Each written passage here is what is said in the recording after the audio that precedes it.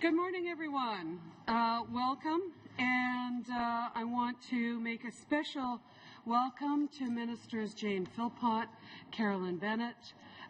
We're always happy to have you here, and your staff, of course.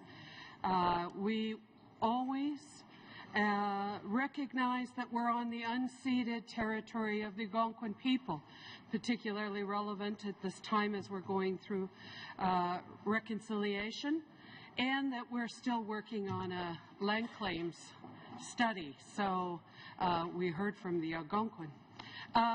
We are here on supplementary estimates, and I see that before we get started, indications that we might have a little bit of business to take care of, and that's through MP Ananda Sangri. Colleagues, Madam Chair, I'm just asking if we can allocate about 10 minutes towards the end of the meeting, 10 to 15 minutes towards the end of the meeting, just to do some committee business. The suggestion is we save 10 minutes for committee business. MP MacLeod is not so interested. Kathy? Thank you. We do have two ministers here. Typically, a minister stays, it was committed that they would stay for the 2 hours, and I know committee business is important, but I think this is more important, and so I would suggest that we do this at our next meeting. Okay, all right. So first 15 minutes at the next meeting then, Madam Chair.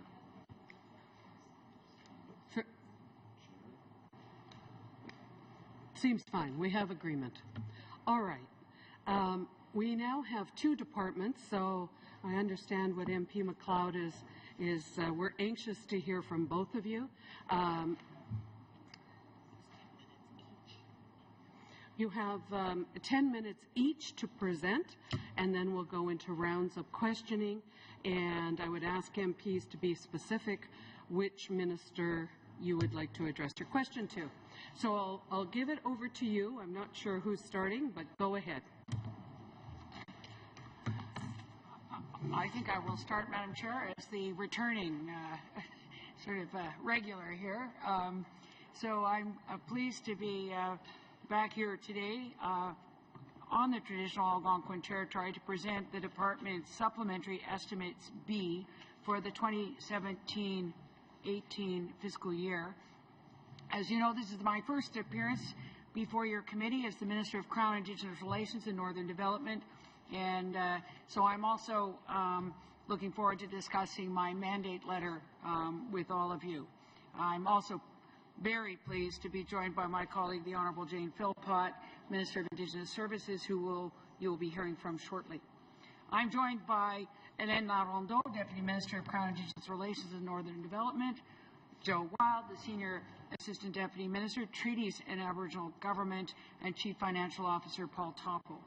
Par l'intermédiaire de budget supplémentaire des dépenses B. For Supplementary Estimates B, we request a total of $445 million. Supplementary Estimates B represent a net increase of $445.1 million, and it comprises mainly of the $200 million payment to the Crees of EU SG, the settlement payment, $91.8 million for comprehensive land claims, treaty-related and self-government agreements, $52.2 million for specific claim settlements, $23.7 million for urban programming for Indigenous peoples, and $21.6 million for Métis rights and Métis relationships with the federal department. This brings the total investments for the department to approximately $11.3 billion for 2017-18 to address the needs of Indigenous peoples and Northerners. I would be very happy to provide a more detailed breakdown of these expenditures during questions and answers, but in my opening remarks, I would like to just highlight a couple of things. Last summer, we signed a historic agreement on Cree Nation governance, a true nation-to-nation effort based on the partnership and respect for the traditional way of life of the Crees. This agreement is an important step forward in expanding the existing governance regime of the James Bay and Northern Quebec Agreement. As I noted, these supplementary estimates include $200 million to make the final settlement to the Crees of EOHG in accordance with the new relationship agreement. The payment is conditional on corresponding legislation being passed, and we are currently working with the Cree Nation on the draft legislation. We anticipate having legislation ready in the winter, and we are requesting the money through Supplementary Estimates B so we can move expeditiously when that legislation is passed. I also want to thank the committee for your looking at both specific and comprehensive claims policies through your ongoing study. I look forward to reviewing your recommendations, as the government is absolutely committed to significant reform in both areas. These supplementary estimates include a reprofiling of $52.2 million from 2016-17 to 2017-18 for specific claim settlements. As we have discussed at this committee before, this is part of the government's usual practice of maintaining an ongoing source of funds by rolling it over year so that money is available as soon as a claim is resolved. I want to make clear, this is not a matter of lapsing money. It's a matter of prudent policy. It was always the intention of the government to maintain a claims envelope over a number of years to fund this process.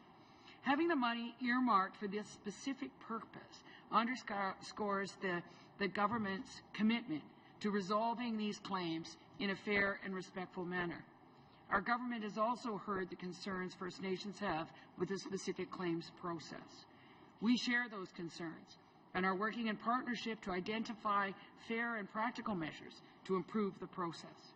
We are currently engaged in ongoing discussions with First Nations and First Nation organizations to identify and implement measures to improve the specific claims process.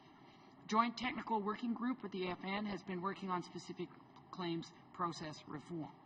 Les travaux de ce groupe et vos recommandations. This work and your recommendations will inform our efforts to reform and improve how we resolve specific claims. We are committed to increasing the number of modern treaties and new self-government agreements in a manner that reflects a recognition of rights approach for individual First Nation communities. I look forward to receiving this committee's recommendations on how we can improve these processes as well. We are already engaging in discussions with Indigenous groups through the recognition of Indigenous rights and self-determination discussions. These are more flexible discussions about finding areas of jurisdiction Indigenous communities or groups can draw down to move them closer to self-determination. These initiatives are at the core of my new mandate. We know that strong governance and self-determination are the greatest contributing factors to the social and economic health of a community. And that brings me to the second topic of today's meeting, which is my new mandate. A little more than 20 years ago, RCAP recommended that Canada dramatically improve the delivery of services to Indigenous people while accelerating a move to self-government and self-determination. We agree with RCAP that rights recognition must be an imperative. We know that relationships built on colonial structures have contributed to the unacceptable socioeconomic gap. That is why the Prime Minister announced the dissolution of INAC and the creation of 2 new departments. Crown-Indigenous relations and Northern Affairs will advance reconciliation objectives and will lead on Northern programming and Arctic policy. We must continue to address the day-to-day realities in Indigenous communities directly, but we must also build a path to systemic change. The creation of 2 new departments is about dissolving a patriarchal colonial structure that was designed to support the Indian Act. This will allow us to focus our efforts on building strong, respectful, collaborative relationships between the Crown and Indigenous peoples. It's about understanding that we have to work together in a new way. Now we get to rebuild 2 new departments in a way where form follows function. A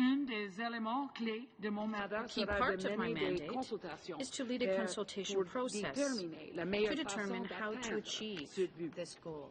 In building this new system, we want to hear from Indigenous people, people whose communities and nations existed in this land since time immemorial. We are listening to what Indigenous groups have to say about their own vision of reconciliation. Jane's department, you'll hear from in a moment, is focused on closing the gaps in the socioeconomic outcomes. But we have to go beyond the federal government delivering services to Indigenous people. We must work to ensure that those services can be delivered and controlled by Indigenous communities We are themselves. working to achieve the goal of services being delivered and controlled by Indigenous communities themselves and Indigenous-led institutions. My job is to help build Indigenous governments and Indigenous institutions that will deliver those programs that were once delivered by INAC. Self-determination, the right to make choices about your community, your government, your future, is a fundamental right. We know that if we truly want to move forward in partnership and reconciliation, we need to look differently at the way we build Crown-Indigenous relationships. Part of my job is to make sure that there's a whole-of-government approach, a sustainable approach to these relationships, to ensure all government departments are doing their part on the path to reconciliation and achieving the calls to action from the Truth and Reconciliation Commission. I look forward to answering your questions. Thank you. Now, Minister Philpott. Thank you, Madam Chair. Thank you to all of you for welcoming me here today with my honourable colleague, the Minister of Crown-Indigenous Relations and Northern Affairs. And I very much look forward to discussing the Supplementary Estimates B, as well as my mandate with the members of this committee. I also want to acknowledge that we are gathered on the traditional territory of the Algonquin people. I want to thank this committee for your excellent work on a number of issues, including, of course, your important work on the study of the suicide crisis in Indigenous communities. I want to thank you also for your work on the matter of third-party management systems, and most recently I know that you are doing a study on wildfires and fire safety on reserve, and I very much look forward to hearing the results of that study. I look forward to building a positive working relationship with the committee as we work together to chart a path forward and advance reconciliation with Indigenous peoples. I am privileged to be here today as Canada's first Minister of Indigenous Services. As Minister Bennett has already explained, you know that the former Department of Indigenous and Northern Affairs has been replaced by two distinct departments that are part of our transformative work in relationship with Indigenous peoples. Transforming how we structure ourselves, how we're sharing information, and how we're working with our partners and clients is helping to advance the nation-to-nation, Inuit to Crown, and government-to-government relationships. The creation of this new Department of Indigenous Services is an important step in forging that renewed relationship with Indigenous peoples that's based on the recognition of rights, respect, cooperation, and partnership. Now, you'll have heard those words before, to the point that they may sound to you like buzzwords. Each of them carry deep meaning, and they're very intentional that we repeat them on a number of occasions. I have been given a mandate to overhaul the way that programs and services for Indigenous peoples are designed, developed, and delivered, and to do that in partnership with Indigenous peoples. With Indigenous partners, we will ensure that our significant investments will produce real and improved results. Together, we must close the unacceptable socioeconomic gaps between Indigenous and non-Indigenous people in Canada. Madam Chair, we made a commitment to Canadians to pursue reconciliation with a renewed sense of collaboration. So I will be engaging and working productively with Indigenous leaders and communities to identify and realize the systemic reforms that we all acknowledge are long overdue. Much more than a name change, establishing a department whose sole purpose is to improve the quality and delivery of services in partnership with Indigenous peoples underscores a desire to implement transformative change. As the Prime Minister has said, no relationship is more important to our government and to Canada than the one with Indigenous peoples. The entire reason for this change is to enable First Nations, Inuit, and Métis people to build the capacity to make their own decisions and deliver their own programs and services to fully implement the right to self-determination. That includes everything from family services and community infrastructure to health and education programs. And once that's achieved, it is our hope and plan that there will no longer be a need for a Department of Indigenous Services. That won't be accomplished overnight, of course. In the meantime, the Department has an ongoing responsibility to ensure high-quality programs and services that Indigenous peoples need, including improved access to services for Indigenous children through programs such as Jordan's Principle. I want to take a few moments to elaborate on that. As this committee knows, the principal is named after Jordan River Anderson, who died at Norway House Hospital in 2005 at the age of 5, after a dispute between the federal and provincial governments as to who was responsible to pay for his care. In 2007, some of you were in the House of Commons, and others know that the House of Commons passed a motion declaring that jurisdictional disputes should never interfere with First Nations children getting care. That motion was passed in 2007, but it was not implemented. Up until 2015, there were 0 cases in which children received care based on this principle. Last year, we broadened the definition of Jordan's Principle, we reiterated our plan to fully implement it, and we set aside enough funds to do so. To date, we have approved more than 24,000 cases under that principle. These are children who were previously denied care, and they're now receiving mental health supports, respite care, medical equipment, physiotherapy, speech therapy, and more. Jordan's Principle is being implemented to ensure that no child who requires care will go without it. No one should be left behind, no matter who they are or where they live. In that spirit, I am very pleased this morning as well to announce that, along with the parties to the cases before the Canadian Human Rights Tribunal, an agreement has been reached to amend 2 aspects of the CHRT's orders.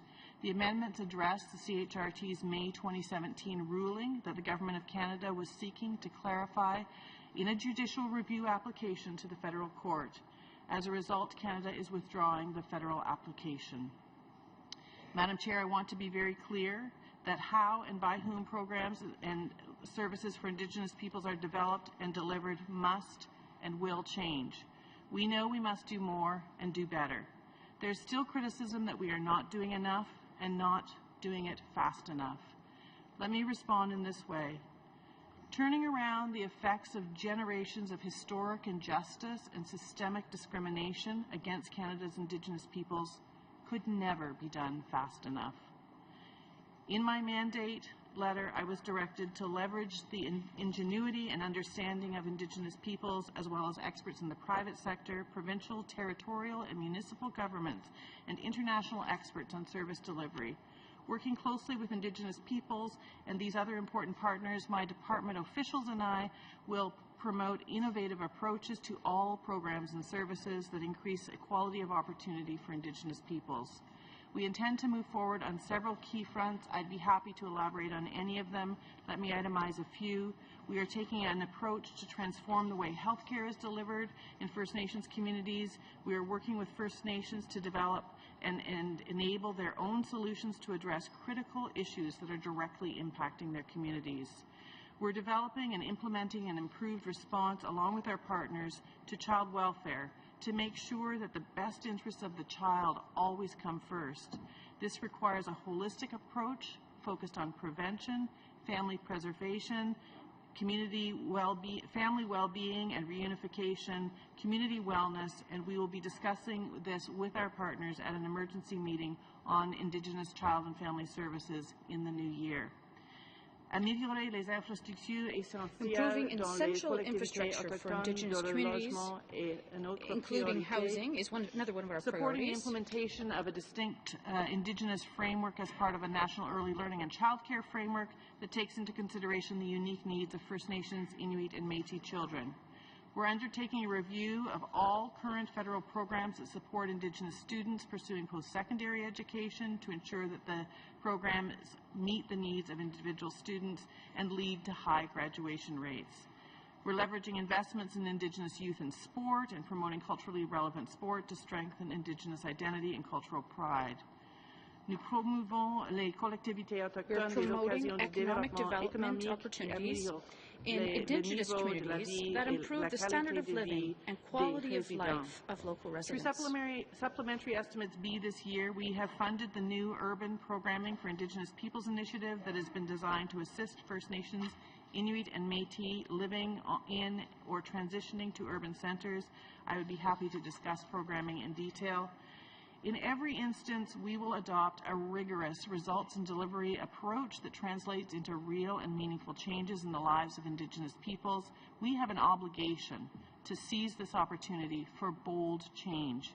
Madame la Présidente, soyez Madam Chair, rest assured we will engage and cooperate with Indigenous peoples to determine the best way forward. And we will take action in these priority areas. I have little doubt that as we implement this ambitious agenda together, we can make great progress, resulting in a measurable difference in the lives of Indigenous peoples, and I look forward to your questions. Merci beaucoup. Miigwech, Nakwudmek. Very much. Merci.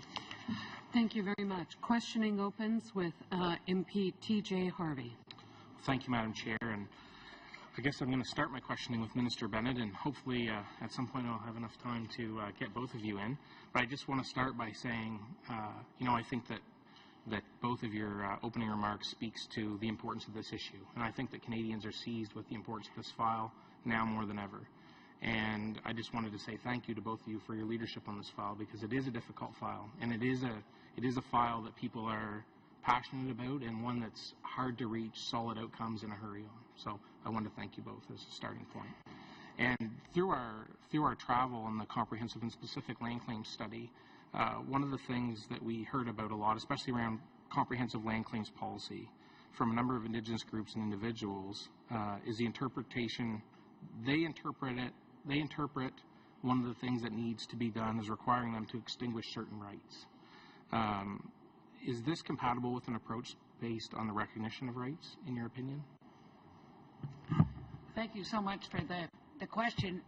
It's a hugely important question in us going forward in a different way. What we are now doing at each of the recognition of rights tables is exactly that. The extinguishment of rights is not on the table there, so that we get to go forward in a new way where the communities will never have to choose between their rights and a settlement. This is our new way of going forward, and it's the reason why even in comprehensive claim, specific claim, that even that word bothers Indigenous groups, because they have rights. They shouldn't have to claim rights. And so at the tables, we are recognizing their rights, as opposed to going out and asking them to prove their rights. We actually acknowledge that those rights exist. Okay.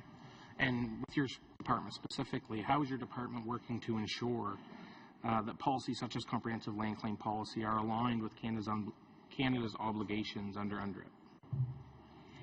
Again, a great question, and again, that all of the principles of UNDRIP are about recognition of rights, the UN Declaration on the Rights of Indigenous People, and therefore everything we're doing at the working group on the review of laws and policies and practices, but particularly as we reform this approach to self-determination, self-government, and the kinds of agreements that will be reached through those processes, as well as completely reforming the specific claims approach, which just has where, as the Government of Canada, we were doing a terrible job even in the process of what claims were accepted, and then spending time and money to lose in court.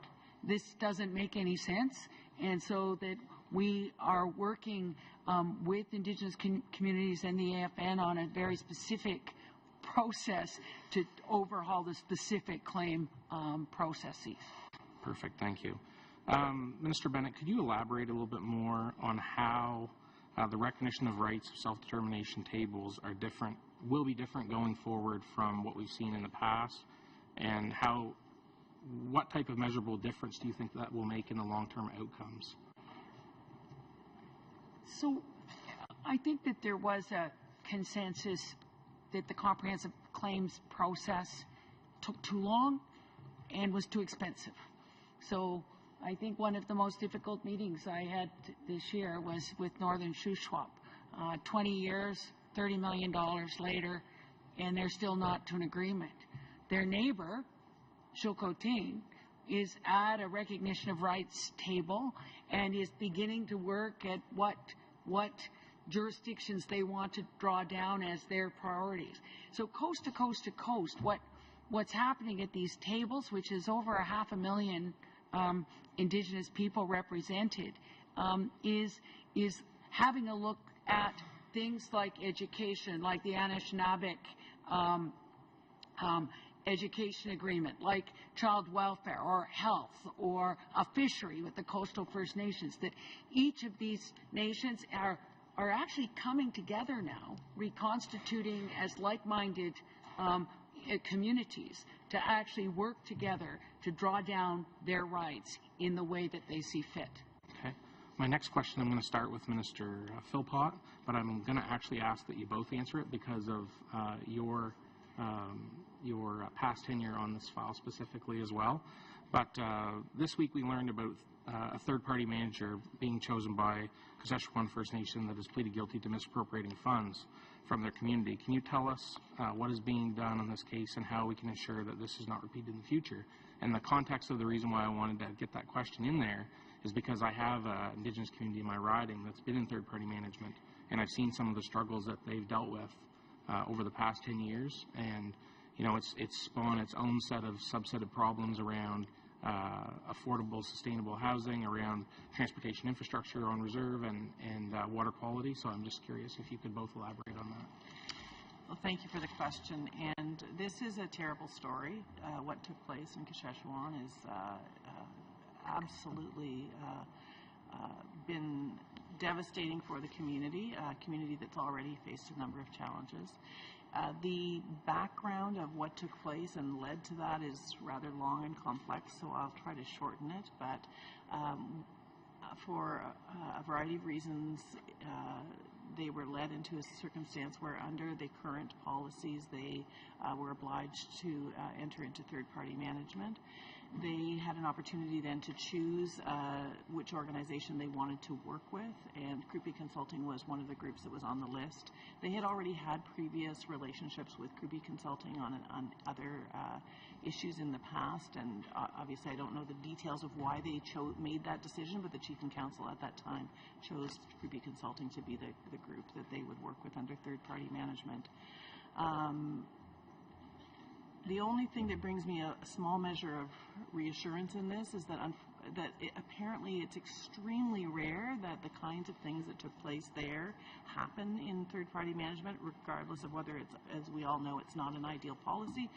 But cases of fraud are almost unheard of. But in this case, we now know that fraud did take place, and in fact, you want me to? I'm sorry, I'm giving it too long of an answer. But let me just say, the department, I have tasked the department with making sure that the losses we determine a plan to work with the community to address the losses that they have undertaken, and we will be supporting that community to address how they can build capacity in fiscal management. Questioning now moves to MP Kathy McLeod.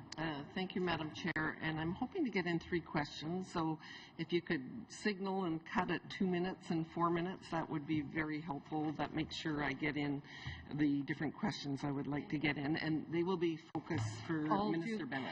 I'll do signals as how many minutes are left. And yeah. Okay. So to start with Minister Bennett, and I'll make my questions short so that you can use your time effectively. In 2016, Minister Wilson-Raybould said, simplistic approaches such as adopting the UN Declaration as being Canadian law are unworkable and respectfully a political distraction to undertaking the hard work actually required to implement it back home in communities. Your government has recently indicated it's going to support C-262, which does implement the declaration. So first of all, I want you to reconcile the minister's statement with the new stance on 262, and also would you describe your approach to UNDRIP as applying within the confines of Aboriginal rights under Section 35, or will you propose to have the principles of the declaration succeed the current framework of the Constitution? Well, thank you for the question. And as we work in Canada to recognize Indigenous rights, there are many ways that we will go forward. As Jane said, the recognition of rights, respect, cooperation, and partnership has to be the relationship in the way we work together. The UN Declaration on the Rights of Indigenous People, we believe is a very good template for that internationally, but we actually know that we are going to have to develop a framework for Canada about the recognition of rights that will include distinctions-based, will include the First Nations, Inuit, Métis rights are different, and we look forward to going out now and going further than what Romeo Saganash's bill will do. So, to be frank, I don't see that as sort of looking at what the minister said in terms of it being unworkable and what's happening now. Has it changed? What's changed that what was unworkable before is now workable? Well, I think that we all know that this whatever we do needs to be within the Constitution of Canada, and what we are doing now is articulating what was always there in Section 35 in terms of treaty and Indigenous rights. We are now articulating what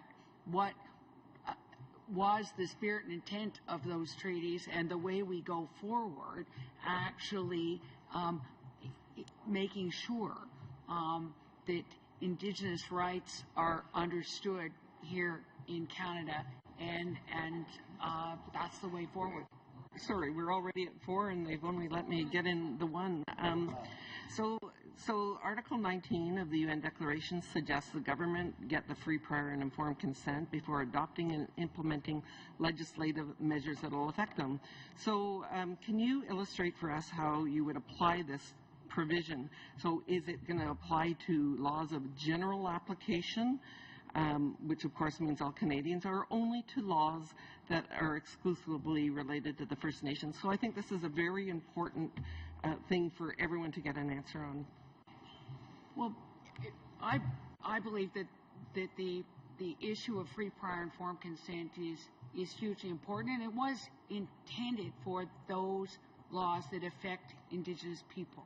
And so, but you know, I believe that as we go forward, and as more and more Indigenous people live in urban centers and all of that, the voices of Indigenous people is the fastest growing part of the population, is going to be hugely important in us getting everything right, including us now maybe using Indigenous law to better look at, and the laws and practices to actually do better than what we've done in civil and common law in this country on some of the more complicated issues.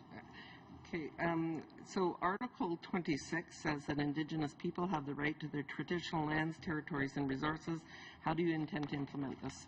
So again, we're looking at the UN Declaration. You've made a commitment to implementation. This has vast ramifications throughout Canada, and these are important questions, not just for First Nations to hear and understand what your intention is, but for all Canadians to know, because, you know, certainly I look at the Northern Shuswap Treaty that you talked about and the Silcoteen, and in both cases, you know, we have other Canadians that are also needing to understand what's happening and where we're going to go forward. I'll look at tourism in terms of all of a sudden we have the tourist operators in the Silcotin landlocked. I look at some of our ranchers who have been significantly impacted in terms of the comprehensive plan treaty for the Northern Shuswap. So I think a very clear answer is important for Indigenous communities, but it's also important, and I don't think that your government has done a very good job of actually articulating you're going to support Mr. Saganash's bill, and you haven't articulated to Indigenous people and Canadians what exactly that's going to mean, and they're going to be important for everyone to understand. Thank you for that. Just over a minute to respond. I think that we have been very clear that free, prior, and informed consent is not a veto.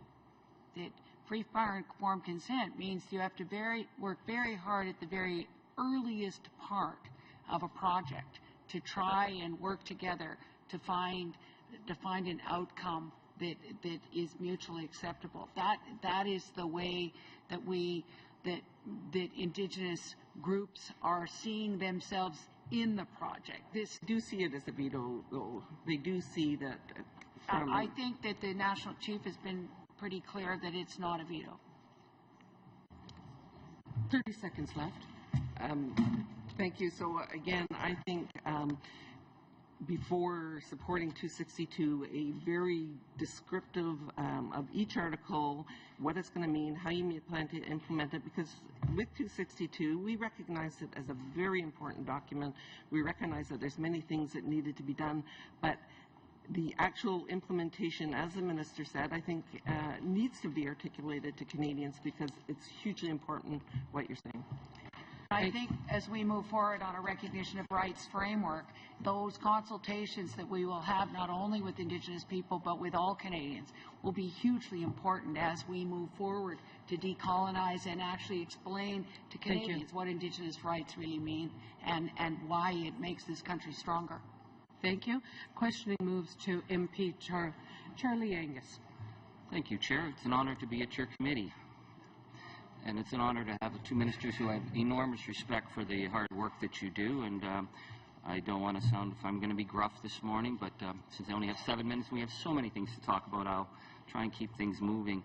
I want to start off, Minister Philpott, with the, I think, extraordinary news about Grassy Narrows and commitment there. I have to say, though, talking to the community, 50 years of broken promises, people want to know that this is going to happen. So Grassy Narrows says they can get the shovels in the ground to get this treatment center in the spring. What do you see in terms of the timelines of responding to their needs and getting this really important facility built? Thank you for the question, and I obviously want to acknowledge all members for their advocacy on these issues, but it's no secret that you have been an exceptional advocate on behalf of the rights of Indigenous peoples for a very long time, so I want to thank you for that. In terms of Grassy Narrows, you're right. It's, again, a story of 50 years of impacts to a community through no fault of their own, tremendous impacts of the environmental contamination that took place in the 1960s and to some extent it has continued since then. We had a very good meeting yesterday with both the chiefs and communities of both Grassy Narrows and Wabsamung. They had a number of requests to us. The one that I was able to answer to them immediately that day was that we will make sure that they get the treatment center that they want and need and have been asking for a very long time. The timeline on that, I know that they obviously wanted it years ago, so we are going to work very ambitiously. I have assigned one of my assistant deputy ministers to work on this directly with the community, and we will move things along at the most rapid possible speed. Thank you very much. Minister Bennett, the issue of St. Anne's Residential School remains one of the unresolved horror stories of Canada.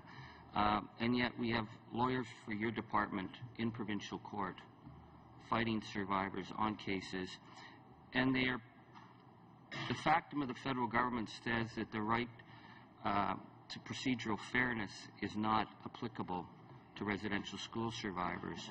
Why don't you believe that the survivors of St. Anne's have a right to procedural fairness? Firstly, Charlie, I also want to thank you for all all of the amazing advocacy that you do. And yesterday, when we had our interchange in the House, I misunderstood which of the cases that you were talking about. This case today, I think that you know that we are committed to ensuring justice for all of the victims of this dark chapter in our history, all childhood litigation, all residential school, and particularly these cases that still remain outstanding. What we have to be clear about is the government is not challenging any of the individual claimants in this matter, nor the outcomes of their cases. The overarching goal is to ensure that victims receive the compensation that they are rightly owed for their pain and suffering, and that there needs to be some integrity to the system. What's been happening up till now is the adjudicator has been making inconsistent and at times contradictory decisions when applying the legal concept of procedural fairness. So we have asked the court for the guidance for the correct interpretation of procedural fairness. So we actually want their guidance in how we go forward to make sure that this system is fair and everybody gets what they need. I think the problem is that lawyers for your department have taken the position, quote, there is simply no place in the IAP for the administrative law concept of procedural fairness. Procedural fairness is a fundamental principle of law, and yet your officials are saying that this does not apply in the case of St. Anne's. They further state, just your lawyers state, that the chief adjudicator is relying on a, quote, bald proposition that the obligation to ensure a fair process for claimants falls on all parties. The one party here is the Government of Canada that chose to suppress 12,000 pages of police evidence, witness testimony that identified 200 perpetrators of sexual crimes against St. Anne's.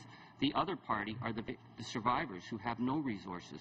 So why is it that you would have lawyers in court saying that their right to procedural fairness does not exist? I think that, firstly, I think you know that Justice Perel has said that we have released all the documents that were required. So I think that is settled.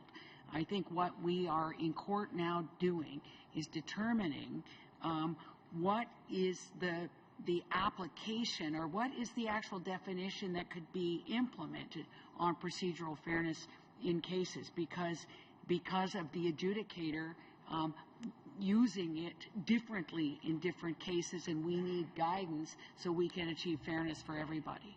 The problem is that lawyers for your department now are in the hearings saying that the evidence that you were forced to turn over is inadmissible unless they can provide a survivor witness, which is to re-victimize the survivors who've gone through this, and then to claim that they have no right to procedural fairness.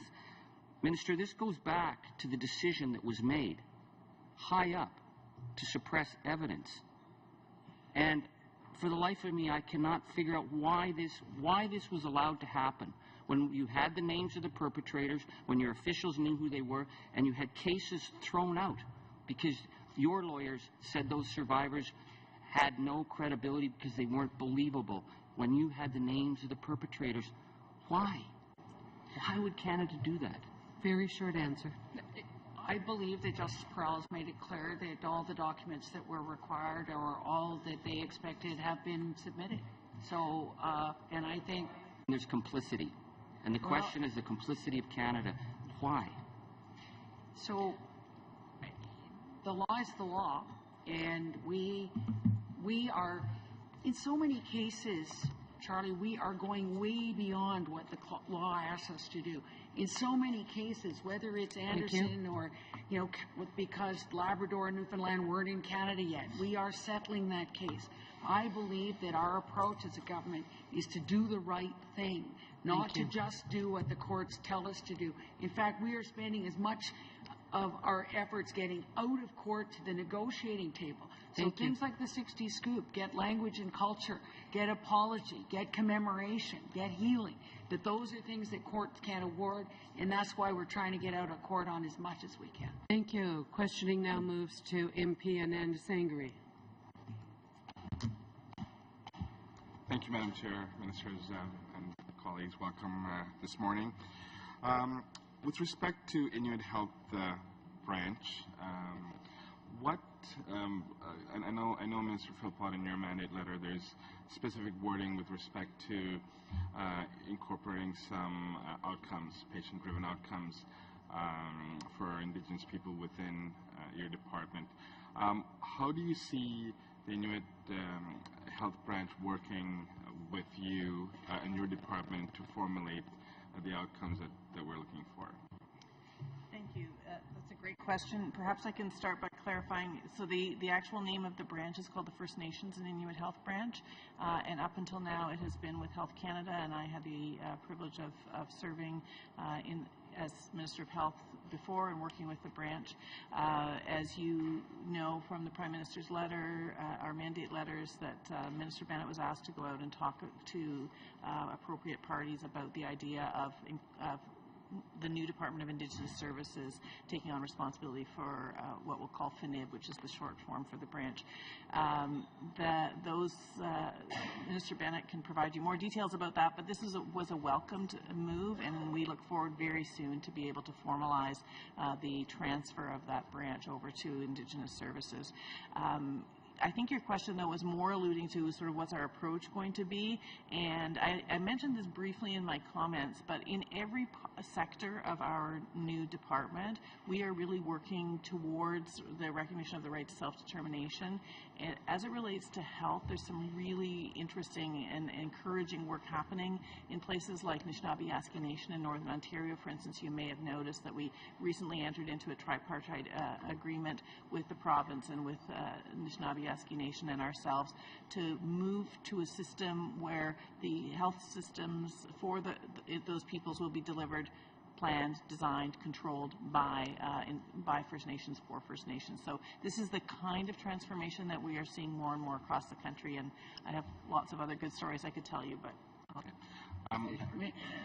I just want to say that in my initial consultations that it's been very reassuring that in terms of the support for this approach to have the social determinants of health together with health in Indigenous services, and I was very pleased also to hear the kind of change in attitude of First Nations Inuit Health Branch and how positively it has been working in a partnership, and I think this is good news.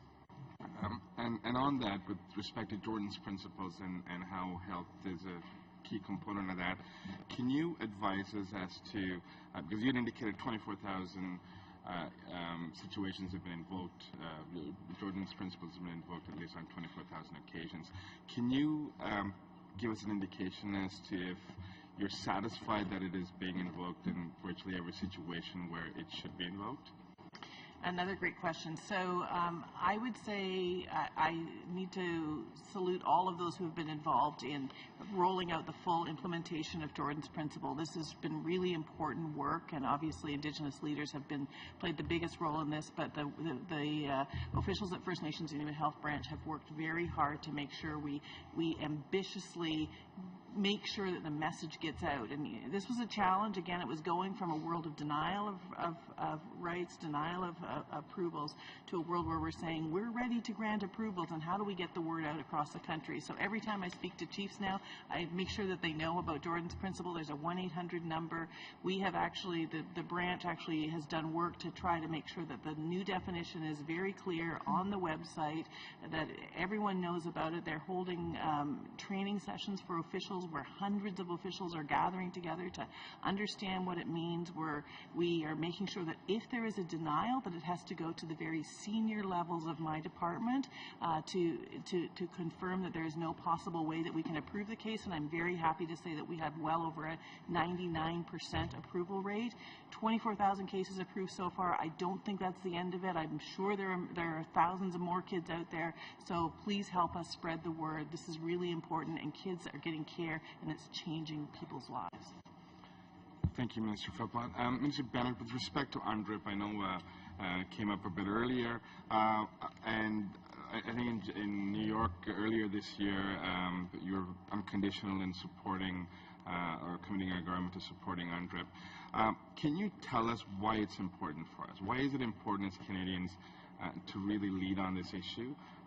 Frankly, I think we're probably one of the latest to sign on, and that's been a cause of a great deal of concern for the international community. But why is it important for Canadians, but why is it also important for Indigenous peoples that we sign on to UNDRIP? This is about the recognition of Indigenous rights. This is about people not having to prove their rights. This is about decolonizing and how we ensure that in the way forward that everything we do goes through the lens of the rights of Indigenous people.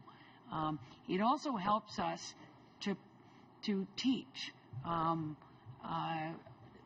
Canadians, the 95% of Canadians not from Indigenous background, about what this actually means. All the things we never learned at school, all the things that had happened in that dark chapter of our life, where I remember learning about potlatches in school. I didn't learn they'd been banned.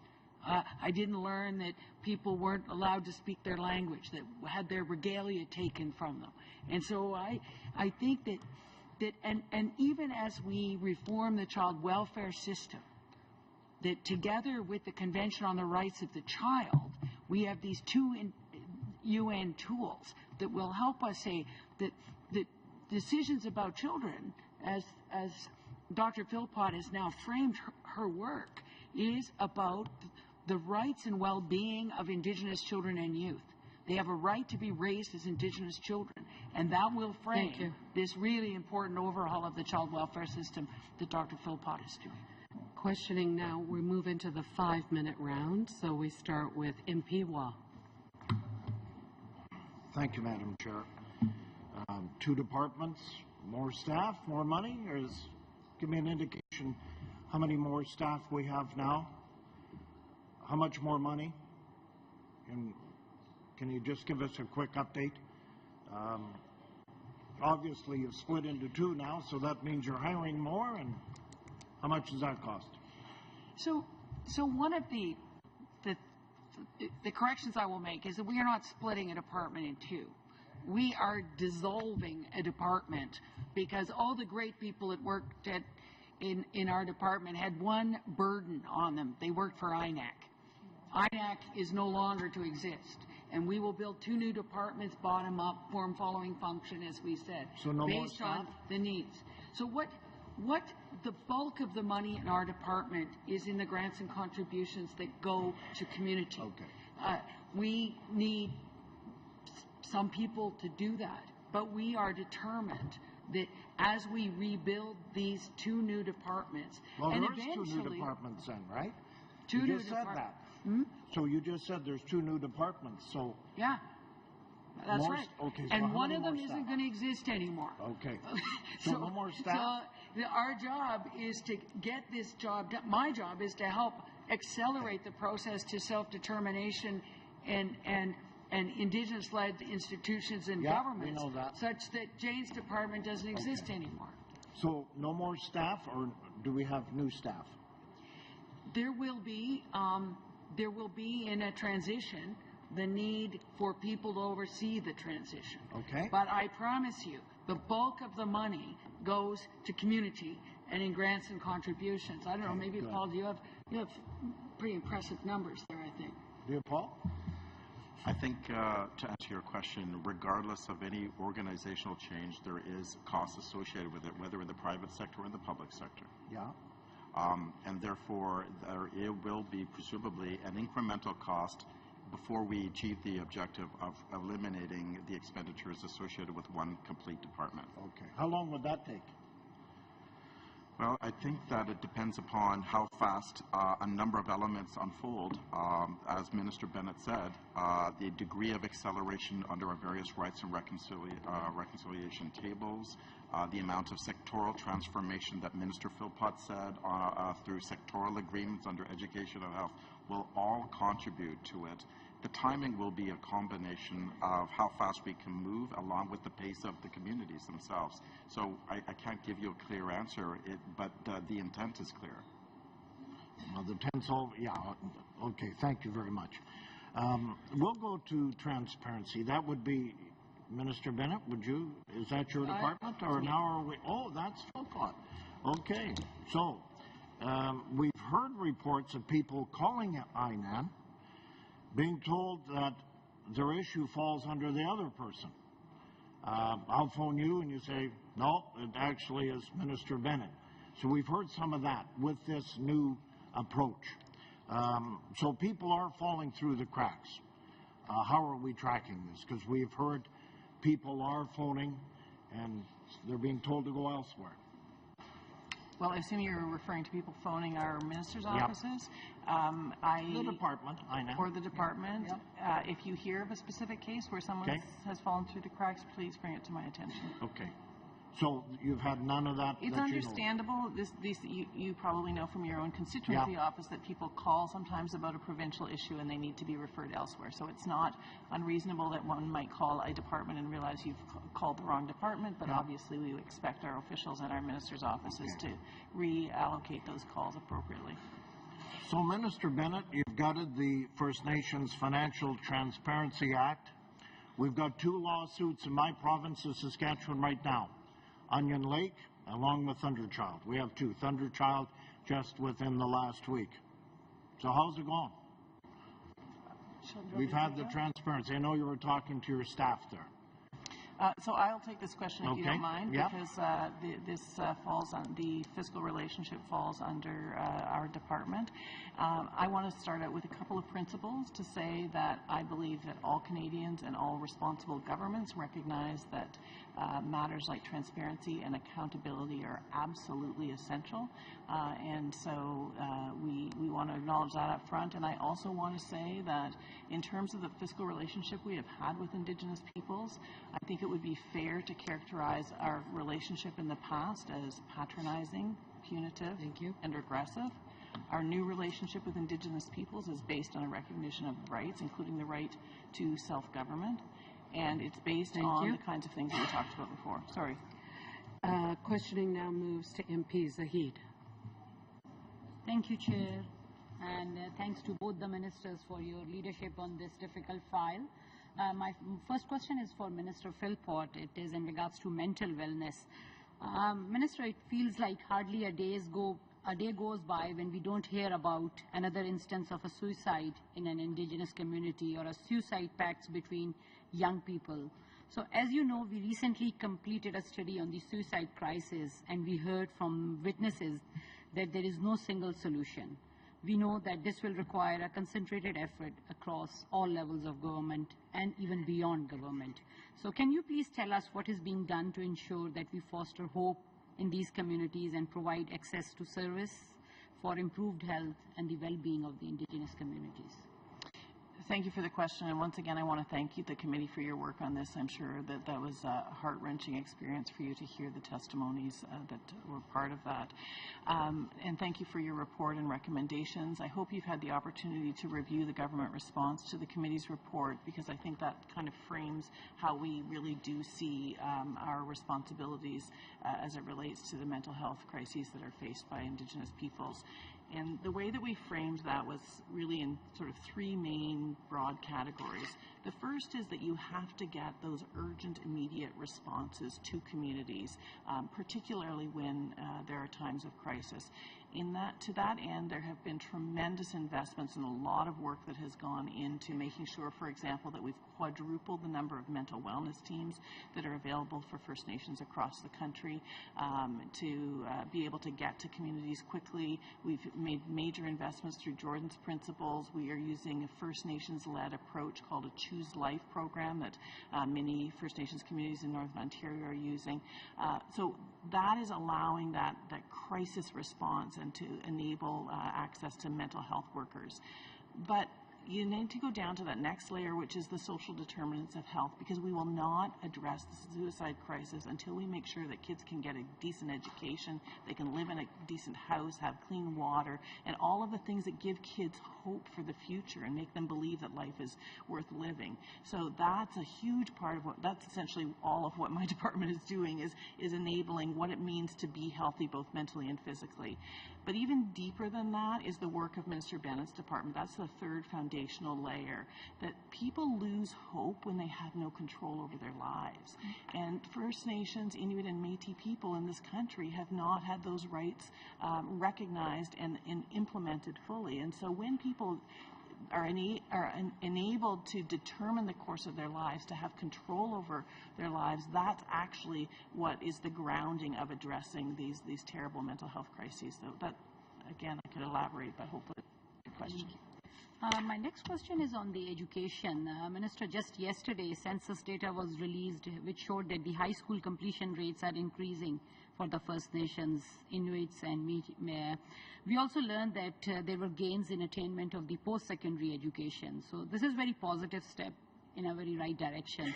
So can you tell us what is being done to ensure that we continue on this track? And what can we do for the development of the social skills for the Indigenous youth? Okay, thank you. I'll choose a couple of things to tell you about in the education world, because there's so much happening everywhere. Many encouraging things. Minister Bennett referred to the agreement that the Anishinaabe have, and that is before the House right now, in terms of them claiming jurisdiction over education, which is fantastic news. Even without fully claiming jurisdiction, we're seeing some really important work that's being done to, again, enable self-control over education. So I was out in Manitoba, was able to celebrate the opening of the Manitoba First Nations school system, which is really transformative and was an extremely positive experience.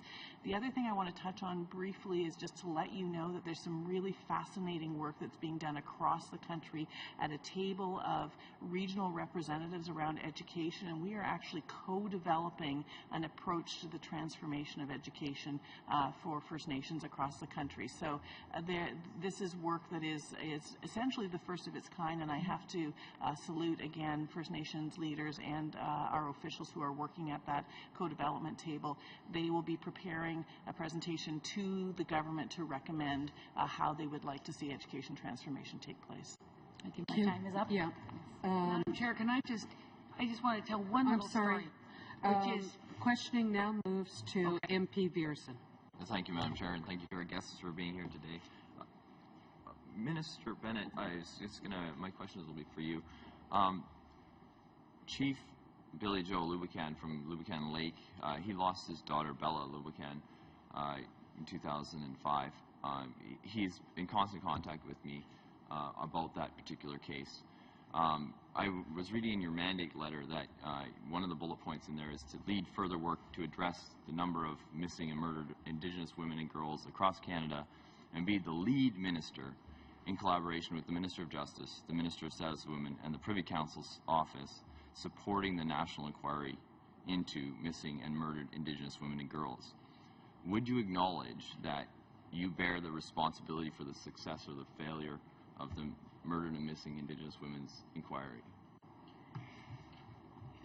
I certainly believe I have the responsibility to do everything I can to make sure it's successful and to make sure the families and the survivors feel that they've been heard in terms of the way we wrote the terms of reference and the support that we are giving now. So it is the stories like Bella are heartbreaking. And what we've been saying time and time again is that we need to be able to find justice for the families, support and healing for them, as well as the prevention of stopping this terrible tragedy. That means that we also can't wait for the Commission to actually get going on the things we know are necessary, like education, health, shelters, sexism and racism and policing, but mostly the overhaul of the child welfare system, which was front and center at all the gatherings. Would you say at this point that so far that the inquiry has been successful up to this point? They had their interim report. Were you pleased with that? I think we were pleased with the interim report. It came in on time and it did what we'd asked it to do, which is to look at the 98 previous studies. We, I think, impressed upon the commissioners that they didn't need to start from scratch. There been a lot of work done, a lot of families heard from, international reports like CEDAW and the Inter-American Commission on Human Rights, that those observations were very important in asking us to move forward immediately. And there is no question this hasn't been easy. But I think the feedback that we've had. So we had the commissioners here at our committee. They're highly qualified, highly competent people. They themselves expressed concern with how things had been going. Recently in the media, we've heard Winnipeg staffers having to work from home because there's no furniture in their offices. One staffer had a BlackBerry with no cord to charge it. Computers that don't work, internet that doesn't work, workers with no detailed plans or schedules. Fired staff have spoken out about a sick internal culture of nepotism and favoritism. There's been delays of over 8 months for opening offices, 4 months to get staff hired up. There's complaints about the PCO consuming great swaths of the funding that has been going. No travel expenses have been reimbursed. 150 families have signed letters asking the PM to do a restart on this. Does that sound like success? Does it sound like we're going in the right direction to you? 1 minute. On receipt of the interim report and obviously on the commentary of the commissioners, sound like it's successful to you? We immediately struck a working group across government departments to make sure that from PCO to Treasury Board to procurement, IT, that we had to redouble our efforts to support this commission. That isn't fair if it is government impediments to them being successful. Yeah. What have you given any direct instructions to your department as to how it should support MMIW inquiry? Well, in the Truth and Reconciliation Commission, the INAC had the lead on supporting that commission. This time, the Privy Council Office has the lead on that, but we are working. Our department is working with this working group have you given across. Any specific instructions to your? Absolutely. The department knows that they are to support it, and I hope to meet with the commissioners soon to find out what their feedback is up to date. Thank you. Questioning now moves to MP Amos. Thank you, Madam Chair, and thank you to both of our ministers and the parliamentary secretaries who support them for your leadership, your hard work. I know that Canadians are seized with this issue, as my colleague did say. I have 3 questions. I'll go to each of them fairly quickly. The first one is for Minister Philpott. I recognize that there is now the 2 departments have been broken up, and there's a process of reinvention. But how does that touch the whole of government? Because there are many departments, of course, that provide services or are engaged in important and complex ways with Indigenous communities across the country. We're studying right now fire safety, and that issue clearly involves the Minister of Public Safety and emergency preparedness. So how can you speak to that whole of government approach? I think that's a fascinating question, and I would say to you that I think there's still work to do on determining what the the final outcome of the Department of Indigenous Services will look like, and Minister Bennett is leading those consultations with communities to get their views on this. I think it's really important that every department of our government has a role to play in the work of reconciliation and recognition of rights, and so it's appropriate that they all understand that that is part of our responsibility as a government to address. Some departments, like you said, have specific responsibilities. So public safety is one that's an excellent example of that.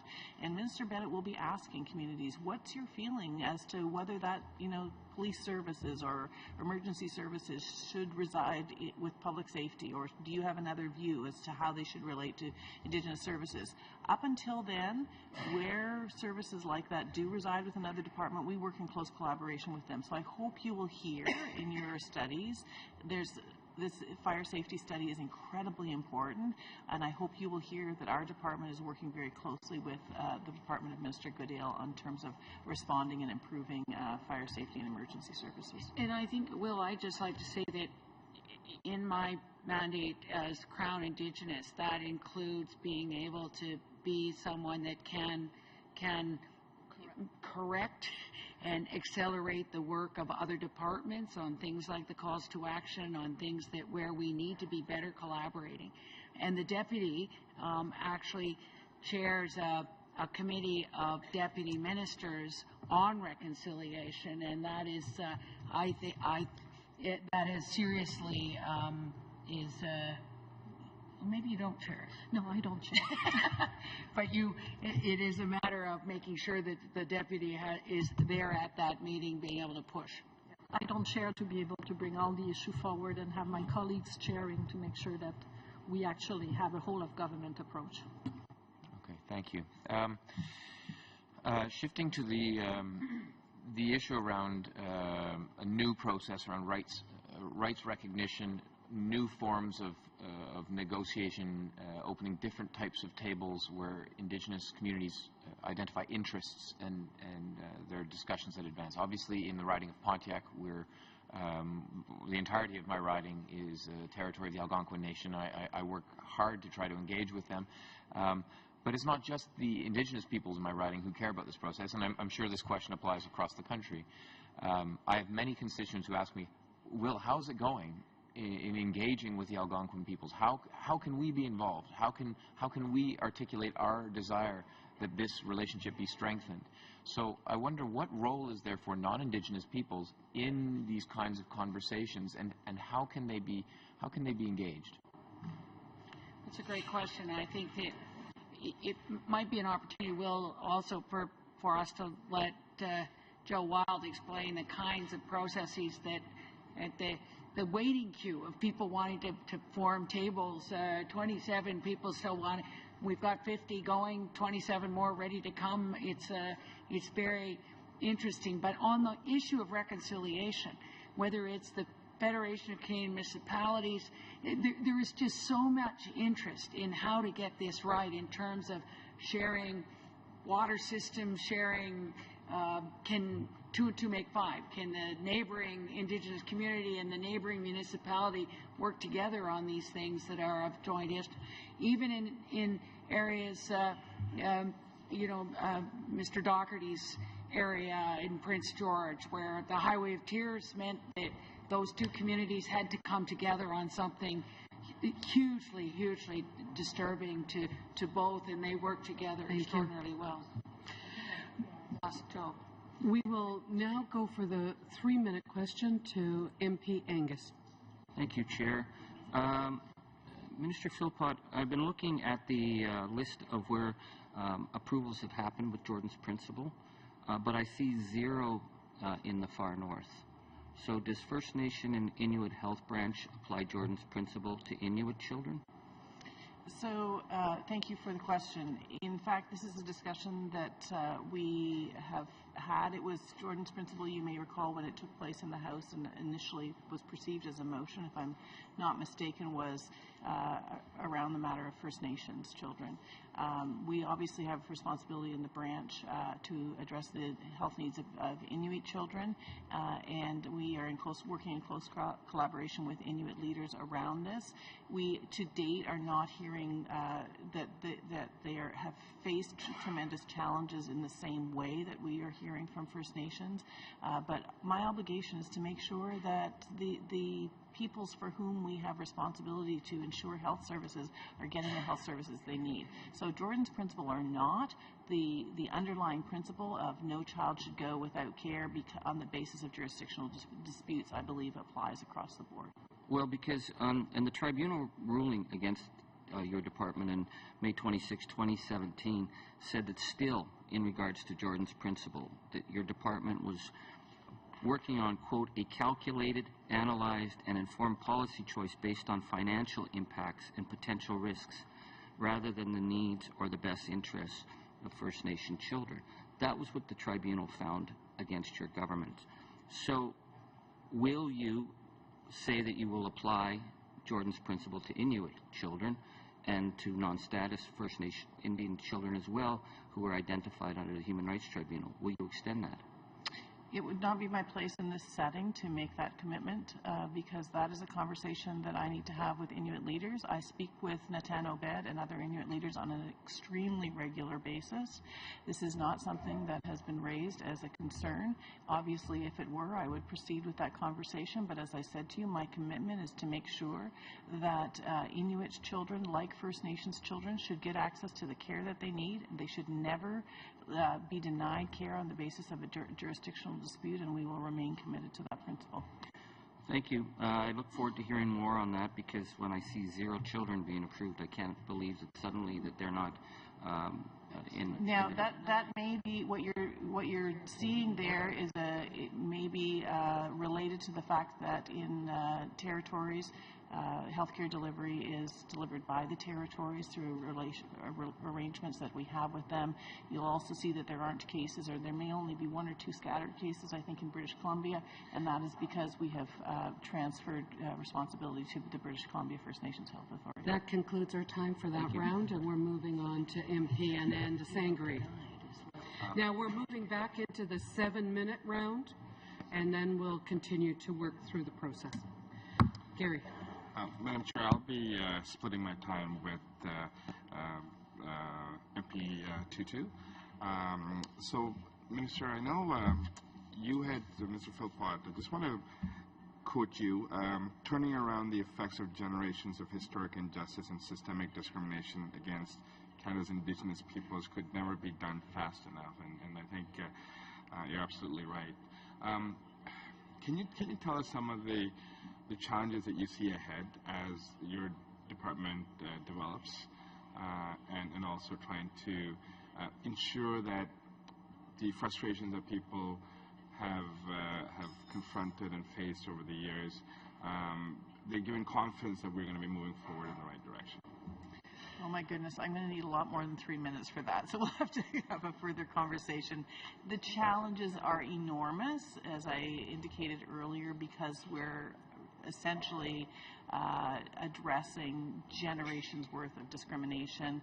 The Truth and Reconciliation Calls to Action asks our government to recognize that the deep socioeconomic gaps that exist are a result of past government policies, and I fully acknowledge that.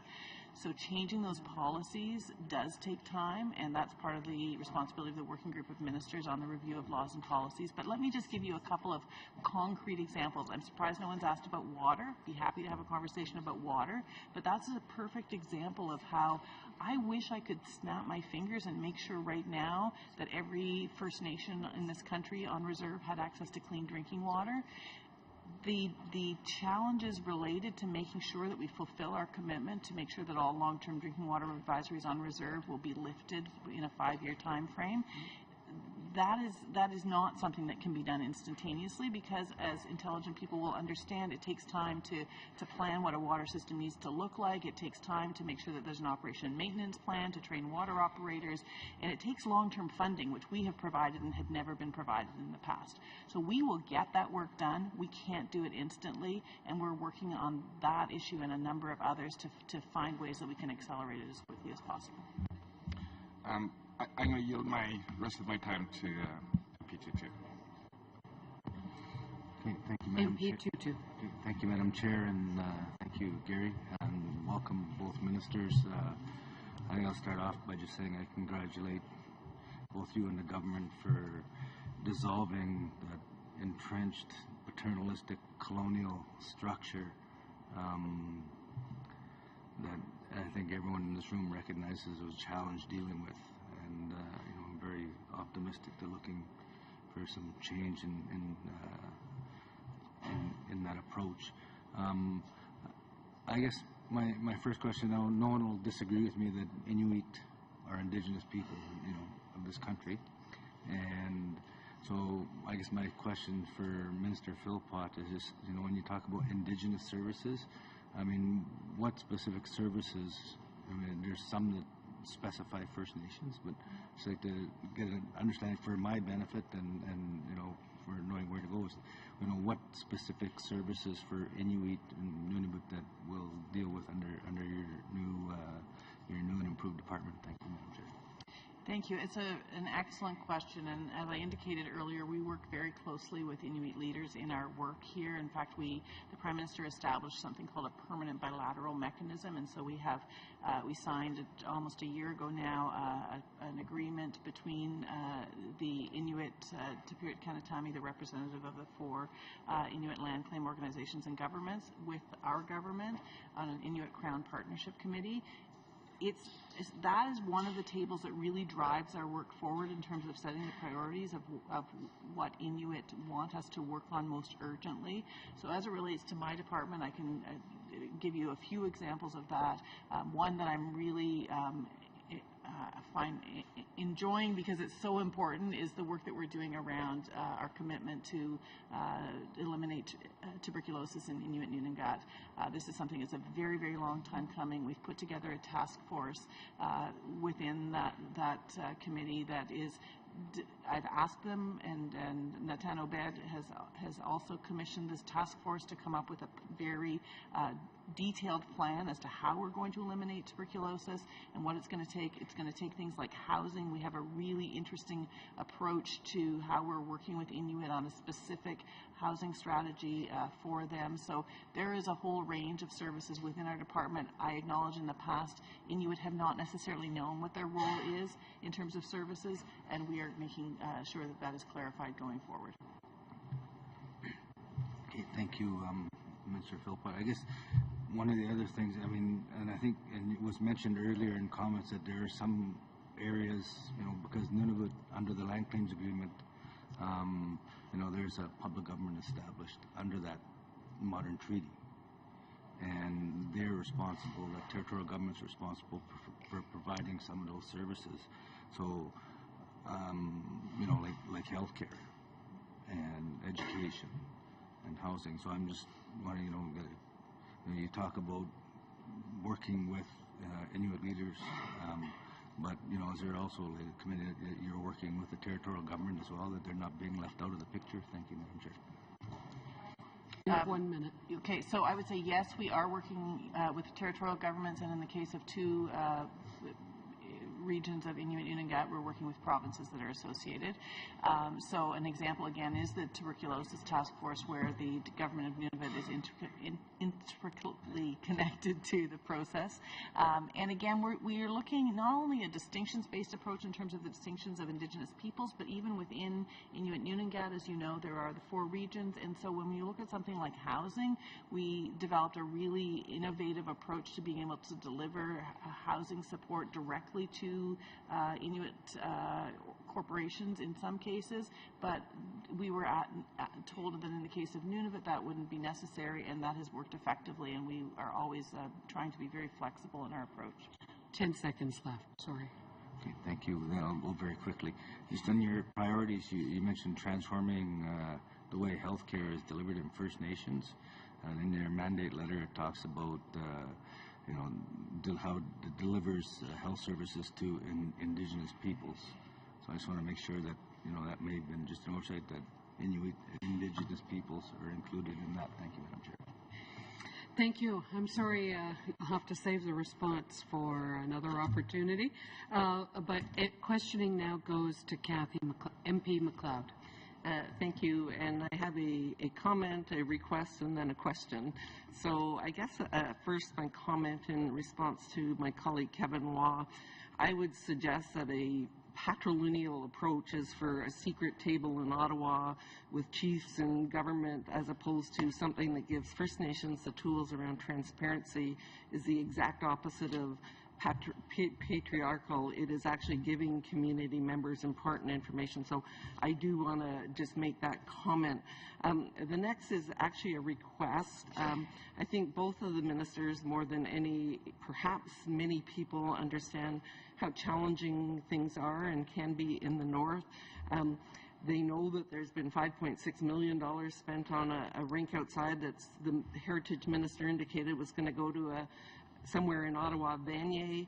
I think that is, already we spend $1.2 million of taxpayers' money on the canal per year. So I would just request that to the best of your abilities that you advocate for this rink to go to a community in the north, and I'll be happy to come and cut the ribbon with you when they put it up there. But, I think it really is something that doesn't sit well with many taxpayers, and they might have some degree of comfort knowing that it went to a community in need.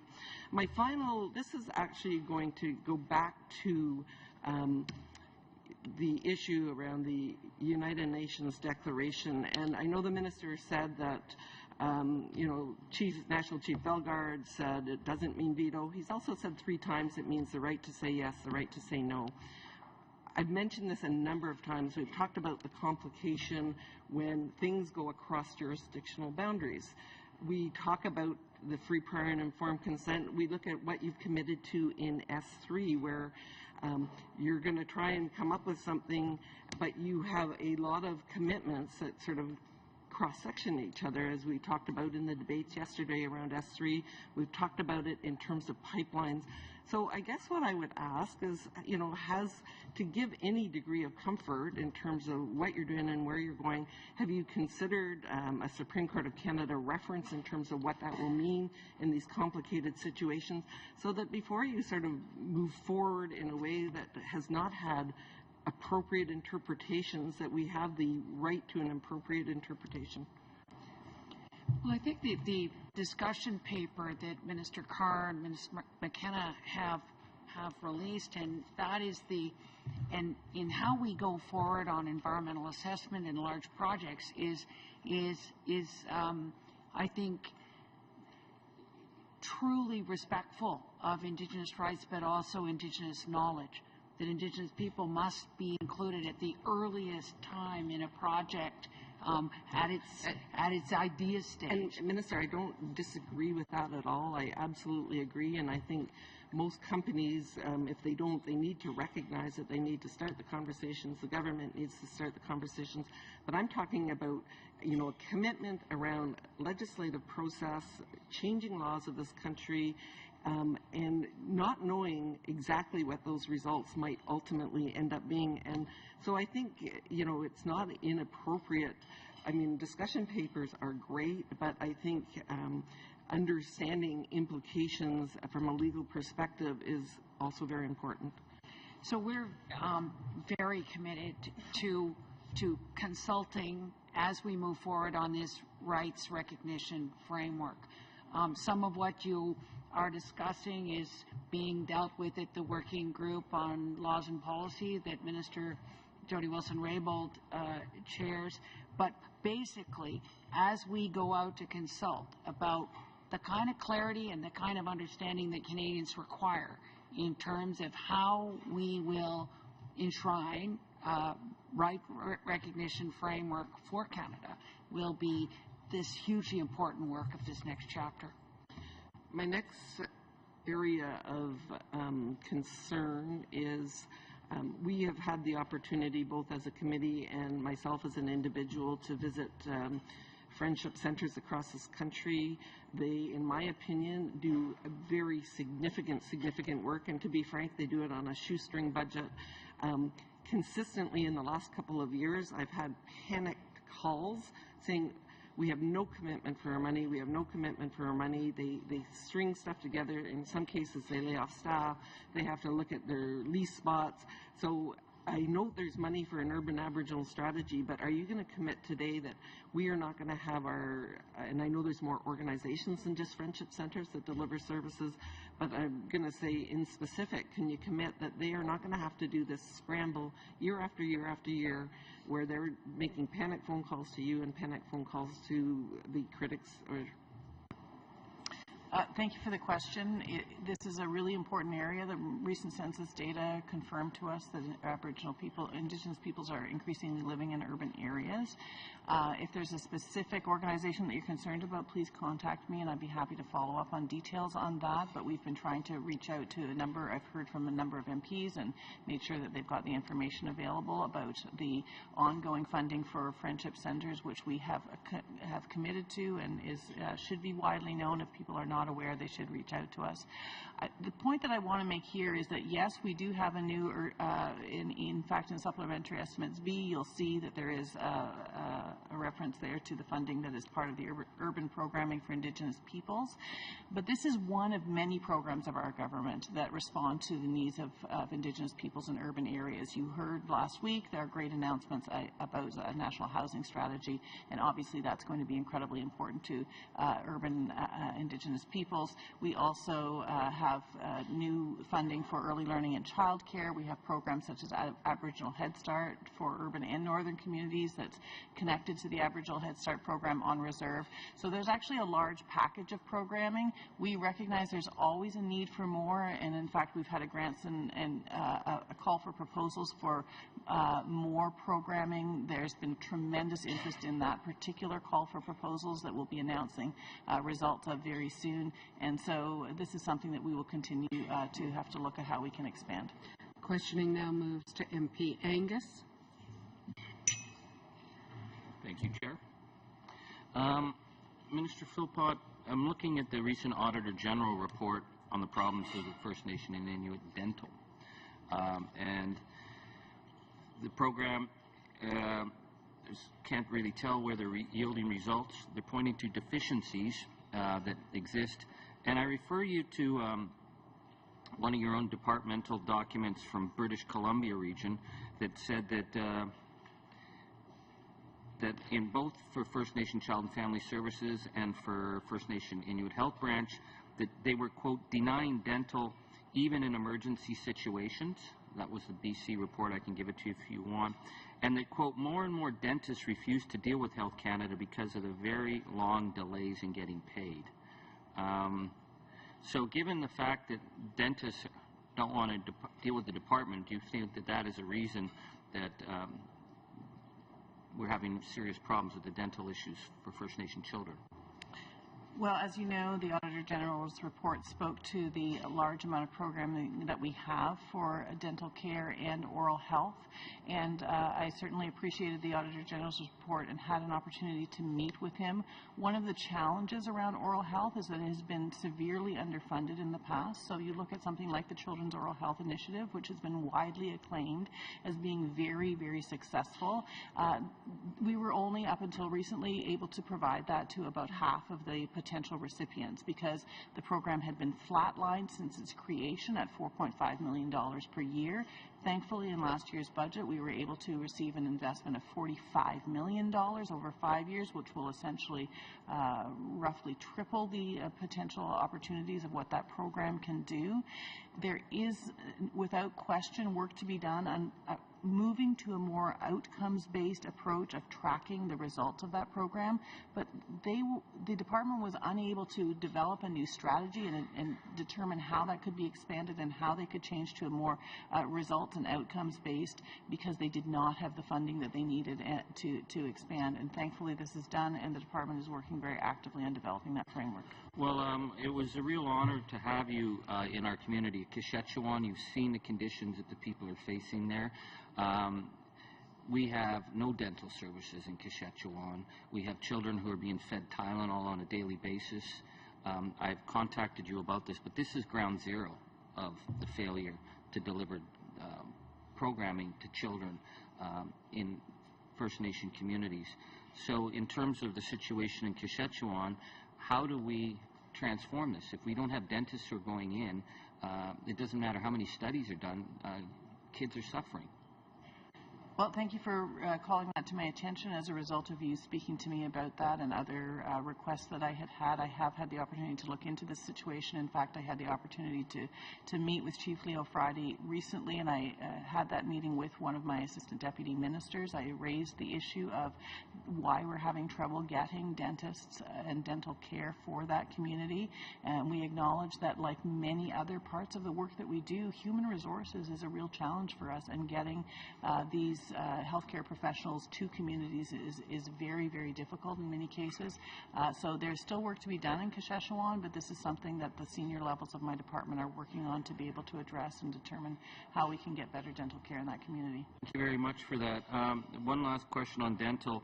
You're still fighting the Shiner case. We spent, Canada spent over $110,000 fighting this young girl. The rejection rates have been 99 and 100%. This has gathered international media. Why? Well, I'm very happy to have further conversations with you. It actually warrants a longer conversation, but I will, as you know, be happy to clarify that, in fact,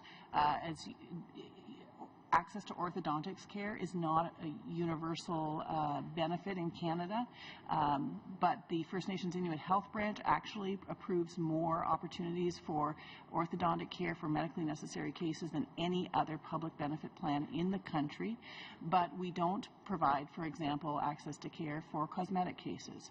So I also want, think just in fairness, that's not a cosmetic case when we're talking about chronic pain, so let me and someone losing her teeth, and she's 13 years old. Let me explain to you the circumstances of this case is that we have criteria, and I want to make sure that we clarify the point, and I would appreciate you not mischaracterizing what the costs that the department has incurred. There's nobody fighting anyone in court. The costs that the department have incurred was to confirm that due process was followed and that the policy was followed appropriately. That has been... So you're saying you haven't spent $100,000 on legal costs? There have been costs in the department, as in any, when a public government establishes a benefit plan of any form, I understand that, but $100,000 against a girl for a case that would cost $6,000.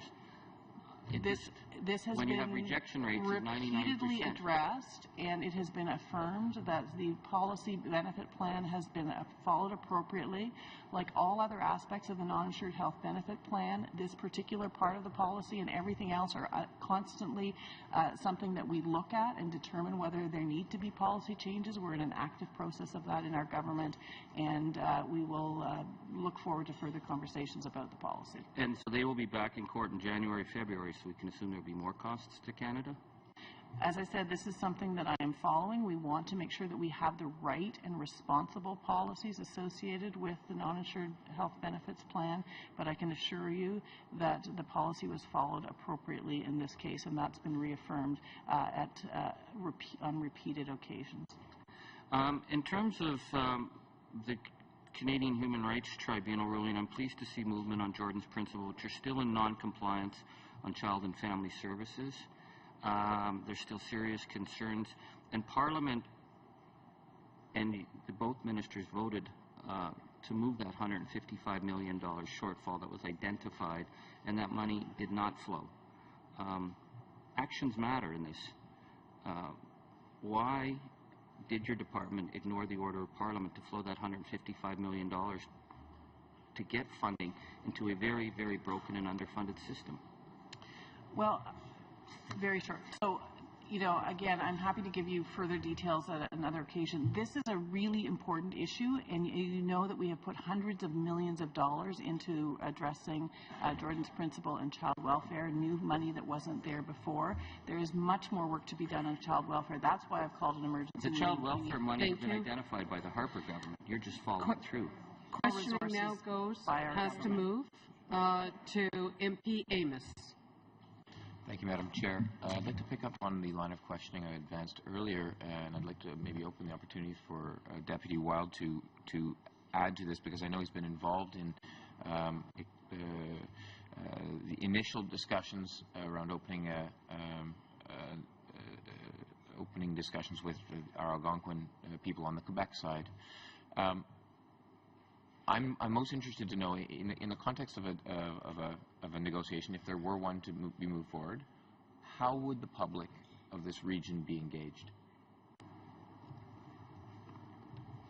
So, in terms of public engagement, I mean, there's a number of different, I guess, opportunities, and some of which are, I guess I would say, originating from the government, some of which would be originating from the First Nations, some of which can originate from the public themselves. So in terms of the public themselves, I think everyone's encouraged that they should be getting educated on Indigenous issues in the country. And the starting point, in a lot of ways, the gateway to do that is to read the Truth and Reconciliation Commission's report. So I would encourage all Canadians to actually make sure that they take a look and that they understand the things that are being raised in that report, and that they take the time to review the recommendations that are in that report. Another thing, I guess, is that if a member of the public wants to figure out what role they can play and how they can engage with the First Nation community, it's that they should look at the friendship centers that do exist. That's a good resource to go in and to have dialogue. And if they're going to approach a First Nation, to do so with some humility and respect, and to basically look to the First Nation to give them back guidance in terms of how they would want that interaction to work with them, rather than going in with their own mind made up about what they think it is that they ought to do in terms of the interaction with the First Nation. Specifically in the process, whenever we do an agreement that involves anything around Indigenous title and land, there is always a consultation process that occurs as part of that. So we as government do have an obligation to consult. We have to make sure that neighboring First Nations understand what's going on, particularly to ensure whether or not there's any impact on their own rights in a particular area. But also there are usually public sessions that are held to ensure that general members of the public have an opportunity to understand what the arrangements are and what impact those arrangements are going to have. And then I know in particular, if we talk about the Algonquins of Ontario, they've taken, I think, kind of unprecedented steps in some ways of trying to engage with their community, with the larger non-Indigenous community within their territory. They've done a lot of work in community outreach. They've done a lot of work to try to reassure hunters, fishers, and those that also use Crown land that may be impacted by the settlement, that they are going to do things in a way that will be responsible and that will still allow non-Indigenous people access to resources and parks and so on. So there's a lot of different ways, like I say, this comes about in different fronts. Thank you. I'd like to shift the focus a bit to the Crown relationship in the context of nation-to-nation reconciliation. Obviously, the federal government has a very particular perspective and has shifted from the previous administration in terms of how it wants to go about doing this. But the Crown is not just the federal government. The Crown is a series of other governments, and it's really important, I think, for Canadians to understand what are some of the challenges that the federal Crown is facing, and what are some of the opportunities that we have in working with our provincial counterparts. A specific example, in Rapid Lake, in the northern part of the Pontiac riding, the Algonquin people are having a very difficult time. They've got housing issues. They're under third-party management, and there's mediation presently between the federal government and their chief and council to get out of that third-party management. But in order to get to housing solutions, they need electricity solutions, and electricity solutions don't come solely from the federal government.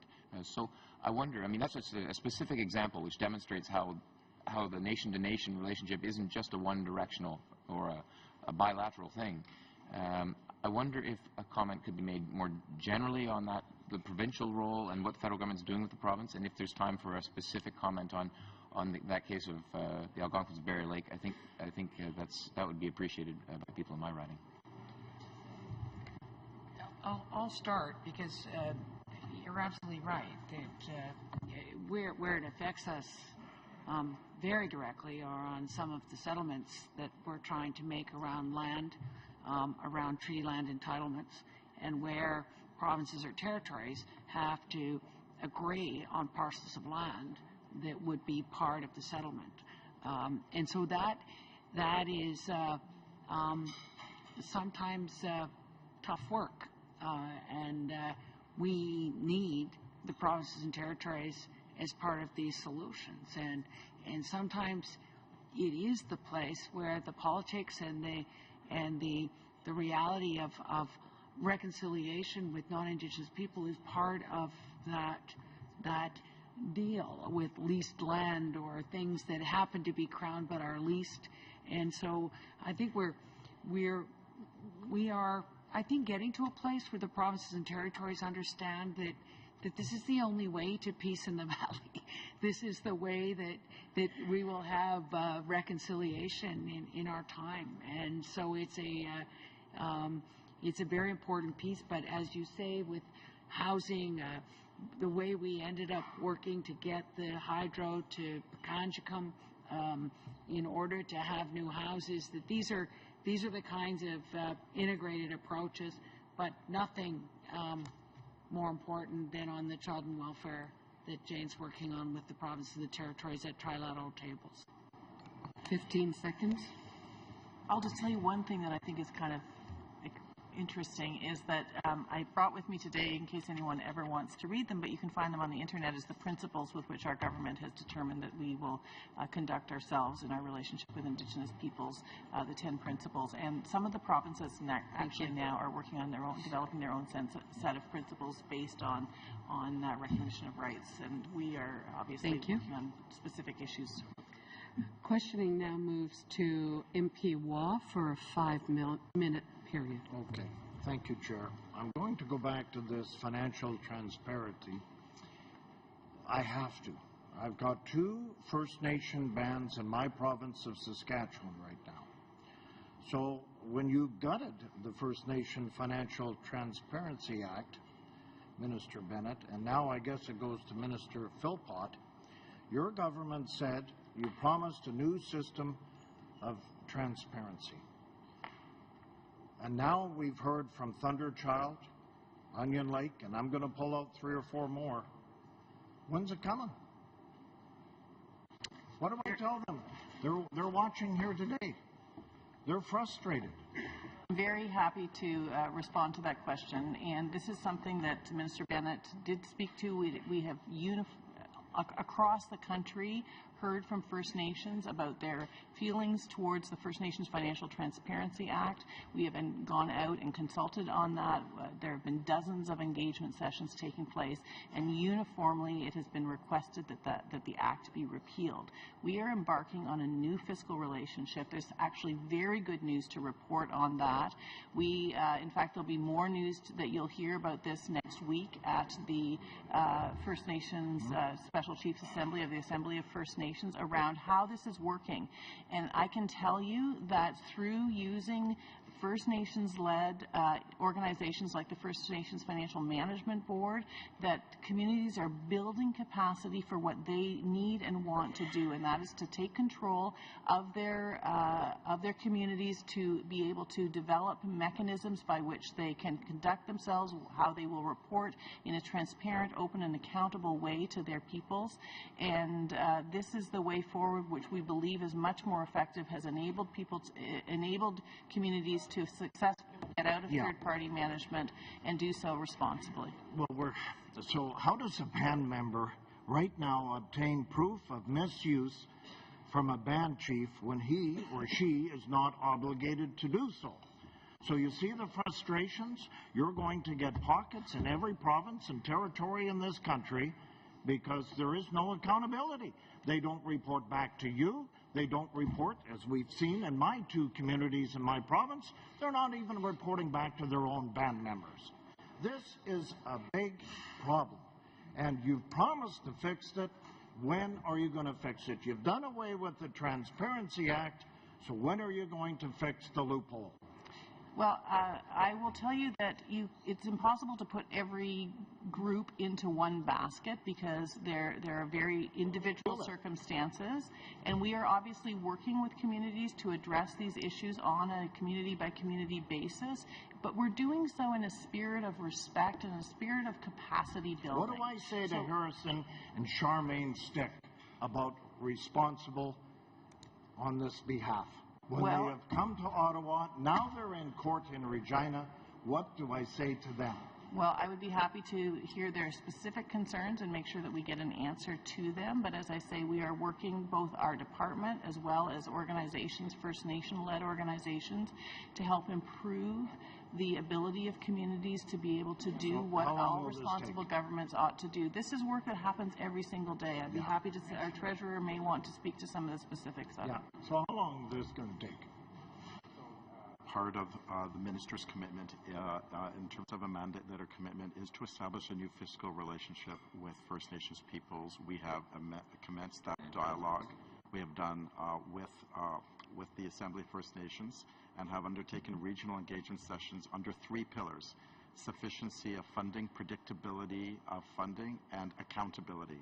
And under that 3rd pillar of accountability, we are establishing based on a rights and recognition approach, on a co-developed approach, a means of developing a mutual accountability framework that is First Nation community member-centric in terms of addressing the issues that you have alerted. Will you repeal the First Nations Financial Transparency Act? Will you repeal it? I believe the minister has already indicated that through the sessions that have occurred from coast to coast, that's what First Nation communities are actually asking. Okay. I'm done. Questioning moves to MP Harvey. Here. I just want to further to my honourable colleague's comments. You know, we traveled significantly since I joined the committee in the fall across the country, and the Financial Transparency Act was nothing that we heard about in committee testimony at any one point during that testimony. I recognize it was around different issues, but certainly at different times bands were and organizations were prompted to give us feedback on a multitude of issues that were important to them, and it was nothing that we heard about. So I just wanted to highlight that. Further to that, I want to shift gears a little bit and talk about loss of potential economic opportunity on reserve. And I know that it's a different subject, but I think it's something that's worth touching on. Not only loss of economic opportunity, but also economic leaching. So abilities for First Nations communities and nations to create their own economic agenda and opportunities, but also to see those plans through without having outside entities come in and steal some of the potential opportunity from them. And I think that that's very important in the next step forward. You know, we often talk about the greatest hits tour when we talk about Indigenous communities, which are the communities that have proximity to large-scale population or available resources, but there are significant potential opportunities that could benefit Indigenous communities that aren't in those positions. And I think it's important that we look at that as an issue, and I just wanted to offer it out to comments from both of you on that. Well, there's no question that this is a really important topic, and it actually builds on what we were just talking about in terms of the new fiscal relationship. And as I think I referred to as the treasurer, which is not the right term for you. I apologize. You are the chief financial officer. As the chief financial officer was saying just now, what we are hearing from nations is not around the Transparency Act. What we're hearing from them is that they want sufficiency of funding, they want predictability of funding, and they want to be supported in their desire to be accountable to their citizens. And so these are the areas in which we are working in technical working groups to support them. part of that comes to the whole economic development piece and finding ways that communities can increasingly access own source revenues, increasingly look at taxation mechanisms, and I need to give a shout out to the First Nations Taxation Commission, which has been incredibly effective along with the other financial institutions that are First Nations led and have been perceived to be extremely helpful. But there is a real need to find ways that we can be more creative. One of the things that I will point you to, and this goes along with Will's comments earlier, is the way that all of Canada wants to actually engage in helping to build economic opportunity for Indigenous peoples in this country. I recently had the privilege of attending an event hosted by the Canadian Council on Public-Private Partnerships, who are very interested in engaging with Indigenous peoples around opportunities for economic development through building of infrastructure and finding ways that that can be done with a lens of community benefits attached to it, so that as organizations come in to help support the building of infrastructure, that they do so in a way that will accrue benefits to the community. And maybe I just talk a little bit about the northern communities, and that at the meeting of northern ministers, that there was a serious conversation about economic leakage, that economic activity in the north is not benefiting the north.